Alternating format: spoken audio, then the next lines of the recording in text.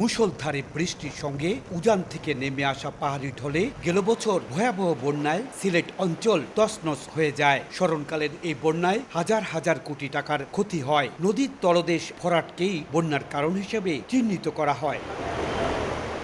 সেই লক্ষ্যে জানুয়ারি মাসে 25 কোটি টাকা ব্যয়ে 15 কিলোমিটার নদী খননের কাজ শুরু করে পানি উন্নয়ন বোর্ড। ফলে জুন মাসে ভারী বৃষ্টিপাত ও উজানের ঢলেও সিলেটে সুরমা নদী বিপদসীমা অতিক্রম করেনি বলে মনে করছেন প্রকৌশলী। সুরমা নদী ড্রেজিং ছিল 45 কোটি টাকার। এই ড্রেজিং করার ফলেই দেখা যাচ্ছে যে পানিটা খুব সহজে নেমে যাচ্ছে এবং এবার বন্যা সদরে কিন্তু ওরকম বন্যা হয়নি কিংবা বিপদসীমার আশপাশে আসেনি। আমরা আশা করছি যে সম্পূর্ণ নদীটা আমরা মার্চ মাসের সামনের ফেব্রুয়ারি কিংবা মার্চে খনন করে ফেলতে পারবো।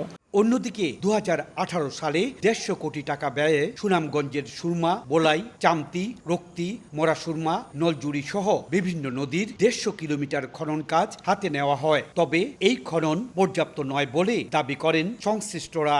আমাদের নদী খনন ভালো করে করতে হবে, যেটা আমরা ছোটবেলায় দেখেছি যে নদীতে আমরা ডুব দিতে পারতাম না, আমরা সাঁতার ভয় লাগতো। খনন করার পরেও দেখা যাচ্ছে যে সেই জায়গায় যায় নাই।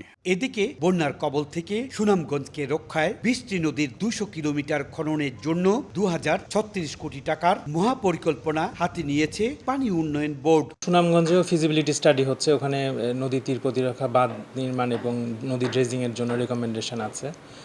ওই প্রকল্প আমি যতটুকু জানি এটা চলমান আছে, মানে প্রক্রিয়াধীন আছে। এই প্রকল্প বাস্তবায়ন হলে হয়তো সুফল পাওয়া যাবে। 2017 সালে সুনামগঞ্জে ভয়াবহ বন্যায় নিঃস্ব হয় হাওরবাসী। ওই বন্যার জন্য পানি উন্নয়ন বোর্ডের অনিয়ম ও দুর্নীতিকেই দায়ী করা হয়। বন্যার হাত থেকে সিলেট অঞ্চলকে মুক্ত রাখতে এই নদী খননের কোনো বিকল্প নেই, এমনটাই বলছেন বিশেষজ্ঞরা।